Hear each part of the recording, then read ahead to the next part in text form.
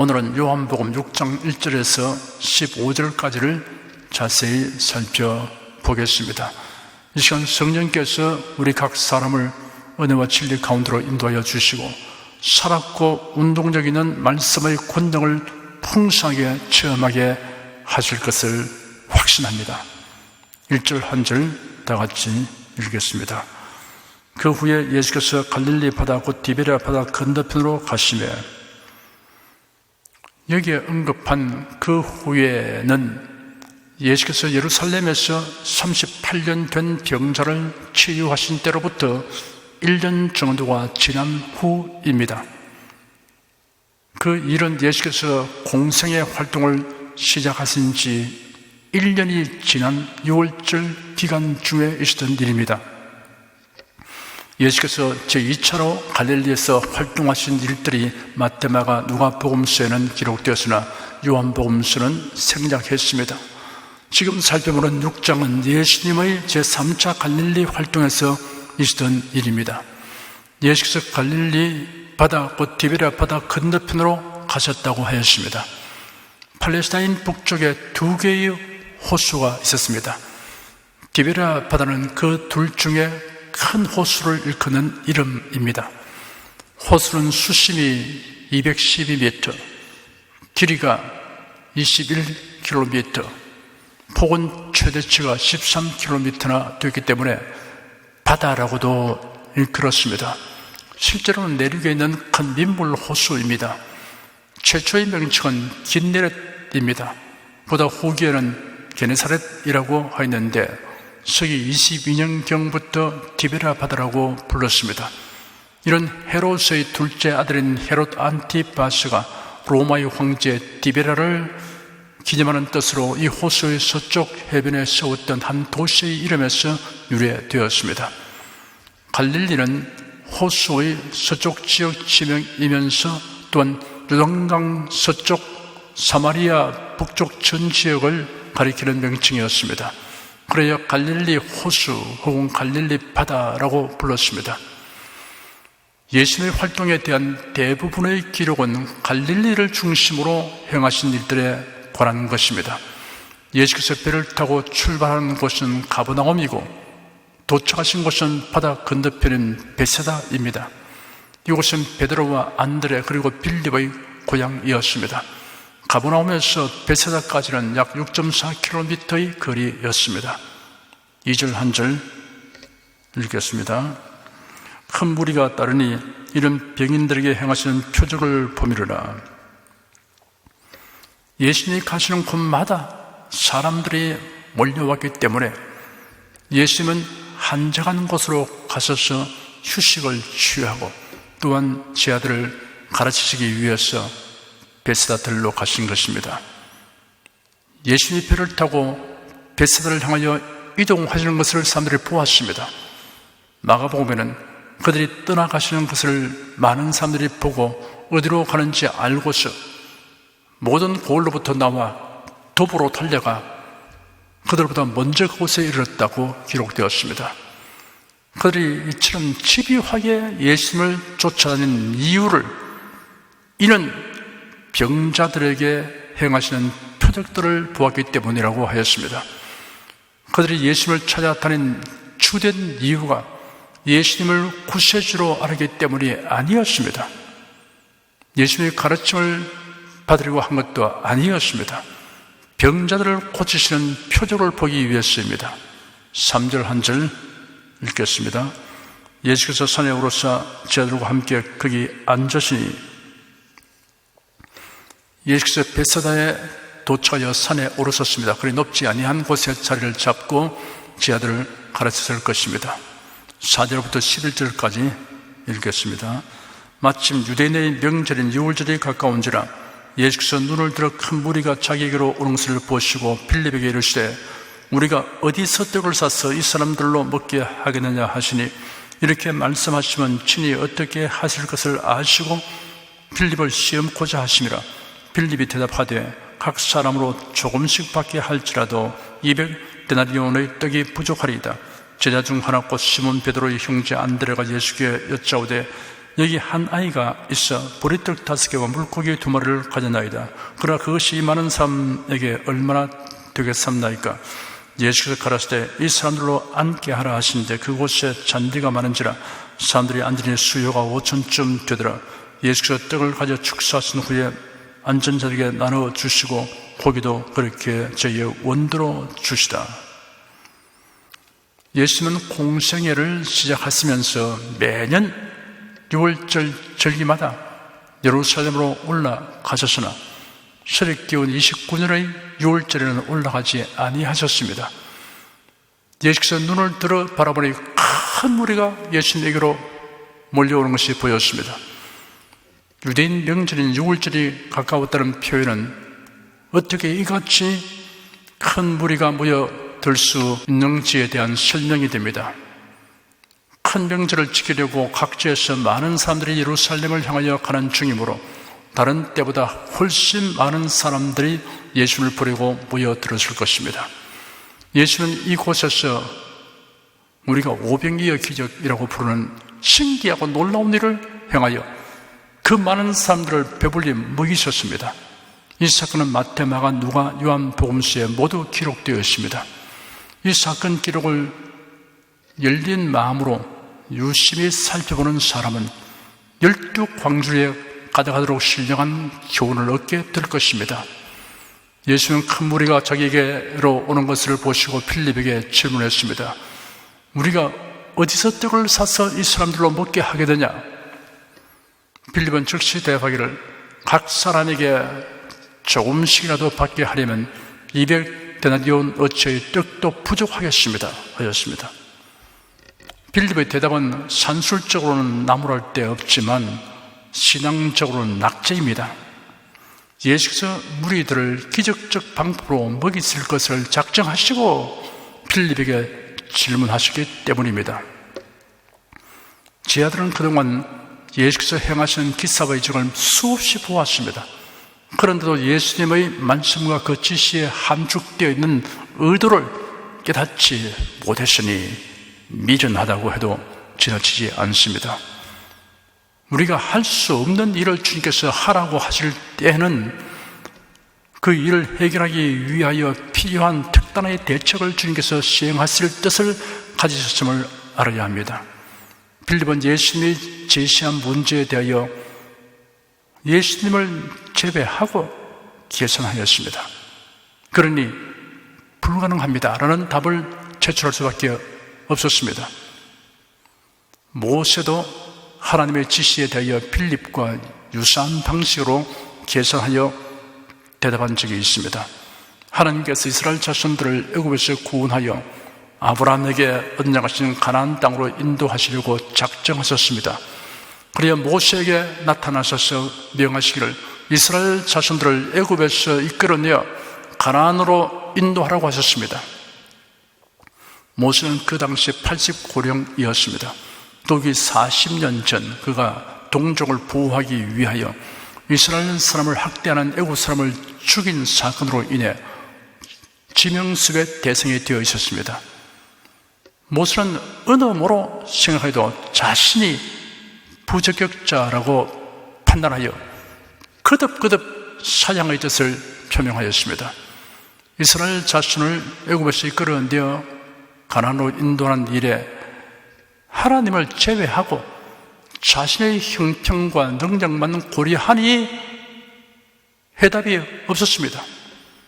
심지어 자신은 입이 둔하고 혀가 무디어서 말에 능하지 못하는 핑계까지 늘어놓았습니다. 그러자 드디어 하나님께서 노하셔서 말씀하시기를 네 형 아론이 있지 않느냐? 그가 말 잘하는 것을 내가 안다. 그가 너를 만나러 나오니 그가 너를 볼 때 마음이 기뻐할 것이다. 네가 그에게 말하고 그 입에 할 말을 주라. 내가 너희 입과 그 입에 함께하여 너희가 행할 것을 가르칠 것이다 하였습니다. 내가 너와 함께한다.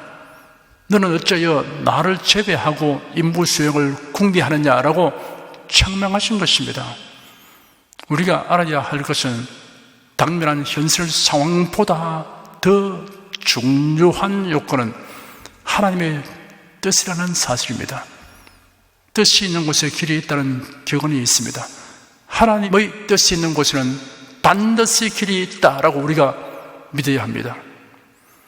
구약성경 사사기에 등장하는 사사 기드온은 자신으로는 도저히 할 수 없는 일을 하도록 하나님의 명령을 받았습니다.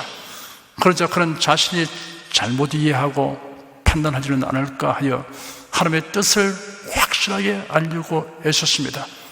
최종으로 그는 이틀에 걸쳐 양틀에 나타나는 대조적인 표징으로서 하나님의 뜻을 확인하게 되자 담대히 나서서 군사를 모집하였습니다. 그러자 32,000명이 모여들었습니다.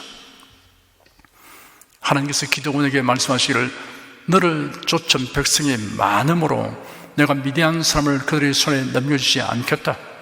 이런 이스라엘이 나를 거슬러 스스로 자만하여 말하기를 내 손이 나를 군하였다 할까 함이기 때문이다. 이제 너는 백성의 귀에 외치기를 누구든지 두려워서 떠는 자는 길라산에서 떠나 돌아가라 하라 하여라 하였습니다.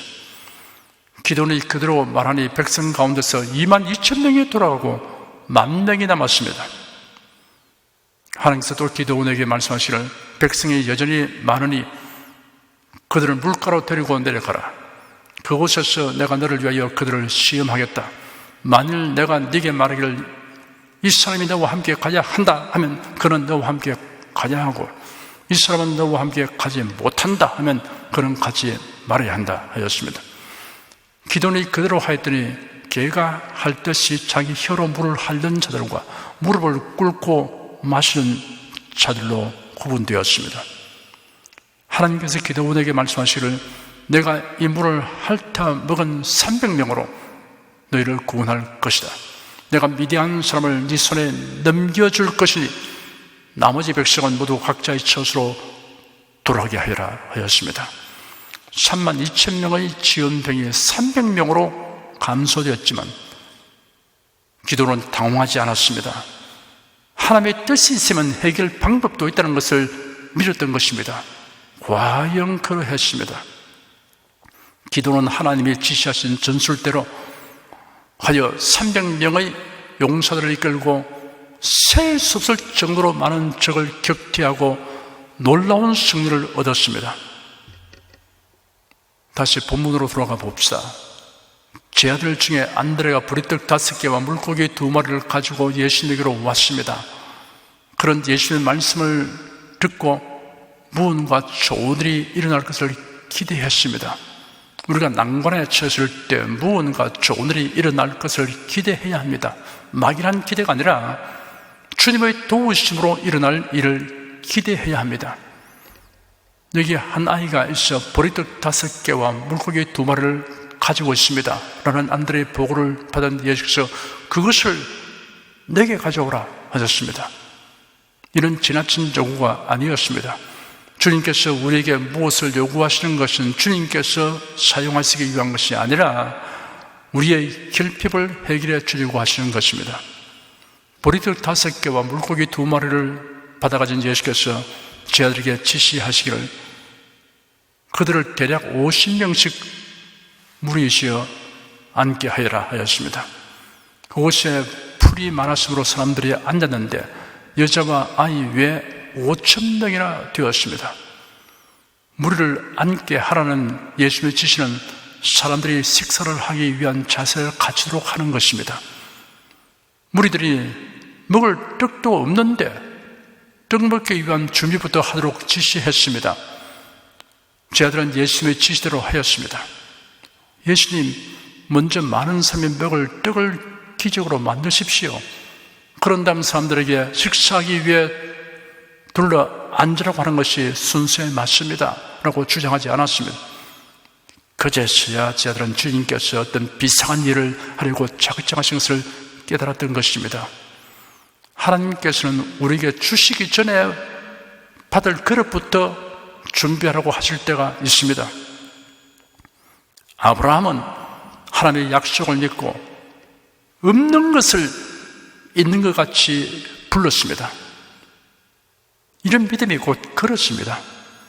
하나님의 말씀에 의하여 생각하고 말하며 믿고 순종하는 이 모두가 그릇입니다. 그릇 준비에 관한 흥미롭고 감동적인 이야기가 있습니다. 엘리사 선지자가 활동하던 때였습니다. 선지자의 제아들의 아내 중 한 여인이 엘리사에게 와서 부르짖으며 말했습니다. 당신의 종인 나의 남편이 죽었습니다. 당신도 잘 아시다시피 당신의 종은 여호와를 경외하는 자였습니다. 그런데 빚쟁이가 와서 저희 두 자식을 자기의 종으로 삼으려 합니다. 엘리사가 그 여인에게 말하기를 내가 당신에게 어떻게 해주면 좋겠소? 당신의 집에 무엇이 있는지 내게 말해보시오 하니 그 여인이 대답하기를 집에 있는 기름 한 병 외에는 당신의 종이가 아무것도 없습니다 하였습니다. 엘리사가 말했습니다. 밖에 나가서 당신의 모든 이웃들로부터 그릇들을 빌려오시오.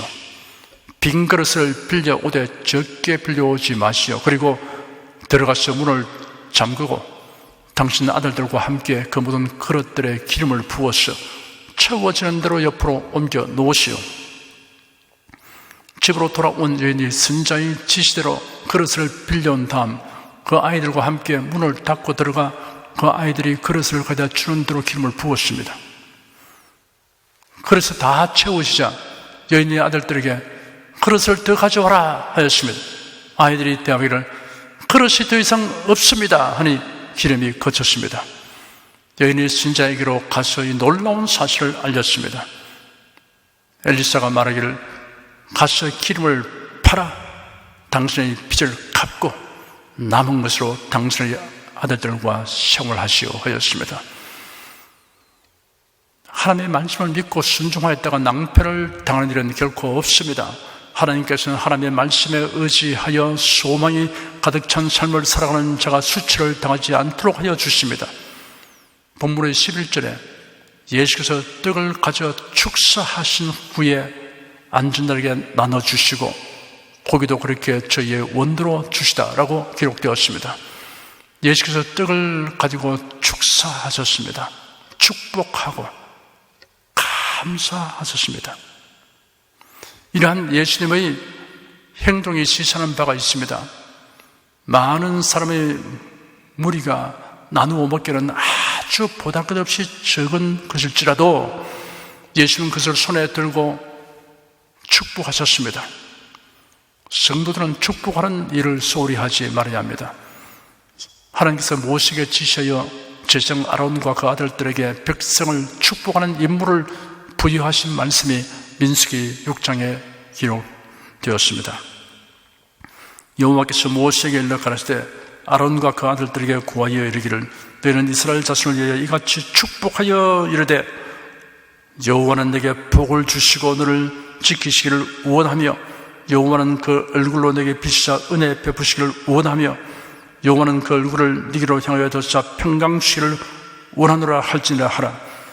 그들은 이같이 내 이름으로 이스라엘 자손에게 축복할지니 내가 그들에게 복을 주리라. 베드로전서 2장 9절에는 오직 너희는 택하신 족속이요 왕같은 제사장들이요 거룩한 나라요 그의 소유된 백성이라고 그래도 이의 신분을 밝히고 있습니다. 예수는 수많은 무리 앞에서 보리떡 5개와 물고기 2마리를 가지고 감사하였습니다. 예수님의 이러한 모습은 우리에게 적고 빈약하여도 사소하고 빈면치 못하여도 감사하라는 메시지를 들려줍니다. 예수님은 그를 따르는 무리들의 육신에 필요한 것을 도외시하지 않으셨습니다. 육신의 건강을 구하고 생활의 발전과 풍부를 구하는 것은 유치한 신앙이 아닙니다. 다만 어떤 상황에서도 하나님께 감사하는 신앙의 기본이 확고해야 합니다. 그리하여 본말이 뒤바뀌거나 목적과 수단이 뒤바뀌지 않습니다. 12절, 13절, 2절 읽겠습니다. 저희가 배부른 후에 예수께서 제자들에게 이르시되 남은 조각을 거두고 버리는 것이 없게 하라 하시므로 이에 거두니 보리떡 5개로 먹고 남은 조각이 12바구니에 찼더라. 예수님의 이러한 지시는 물자를 낭비하지 않도록 하라는 교훈이 포함되어 있습니다. 우리나라 4인 가족 한 끼 밥상 차리기까지 배출되는 온실가스는 승용차 한 대가 25km를 운행 시 배출되는 온실가스량과 동일하며 20년, 30년생 소나무 한 그루가 1년 동안 흡수하는 이산화탄소량에 해당된다. 에너지는 냉장고 60시간, 에어컨 5시간, 가동했을 때 소모되는 전력량과 동일하다. 버려지는 음식물은 전체 음식물의 약 7분의 1이고 연간 약 18조 원이 낭비된다는 통계가 있습니다. 물자를 아껴 쓰고 재활용하는 노력을 해야 합니다. 소비가 미덕일 수 있지만 멀리 내다보면 소비가 결코 미덕일 수 없습니다. 물자 낭비는 자원 고갈, 자연 훼손, 자연 오염, 쓰레기 양산의 원인이 됩니다. 자연 훼손과 오염에 관한 보고서나 보도를 통해 알려진 바에 의하면 플라스틱이나 비닐 따위로 이루어진 쓰레기들이 강을 통해 바다로 흘러가 태평양의 하와이에서 북동쪽으로 1600km가량 떨어진 바다 한가운데 한반도 7배 크기의 거대한 쓰레기 섬을 형성하고 있습니다. 2018년에 발표된 것입니다. 대서양 사라가소 해역에도 쓰레기 섬이 만들어져 있는 것을 확인했습니다. 일본의 근접한 태평양 동부에도 쓰레기 섬이 있는 것으로 추정하고 있습니다. 작은 플라스틱 알갱이들은 가오리 등 어리와 물새의 몸속에서도 점점 더 많이 발견됩니다. 쓰레기 해역 부근에서 잡힌 방어 한 마리의 천에서 84개의 플라스틱 조각이 발견되기도 했습니다. 문제는 바다의 쓰레기는 점점 늘어났지만 없앨 방법은 아직 없다는 것입니다. 자연 훼손과 파괴가 심각합니다. 대기 오염, 토지 오염, 오폐수 방류로 인한 하천 및 대양 오염, 산림 남벌, 무분별한 개발로 지구는 몸살을 앓고 있습니다. 프레온가스 사용으로 이러한 오존층 파괴를 막기 위해 국제협약이 체결되어 시행되고 있습니다. 지표면 오존은 인간의 건강에 해롭습니다. 그러나 성층권의 오존은 자외선을 흡수함으로 유익합니다. 이 오존층이라는 보호막이 거치면 지구의 생물은 마치 철판 구이 위에 올라있는 바닷가지의 신세처럼 된다고 합니다. 그리고 인체의 면역체계가 파괴됩니다. 먹이 사슬에 중요한 플랑크톤을 감소시킵니다. 육성 생물의 돌연변이 발생을 일으키고 농산물 수확을 감소시킵니다. 기후변화를 초래합니다. 온실가스인 이산화탄소 배출은 온실 효과로 기온을 상승시켜 지구온난화 현상 및 기상이변을 초래합니다. 기온 상승은 극지방의 빙하를 녹여 해수면을 상승시키므로 섬과 해변이 침수하게 됩니다. 자원 낭비는 이처럼 연쇄적으로 작용하여 인류의 생존에 위협을 초래하고 있습니다.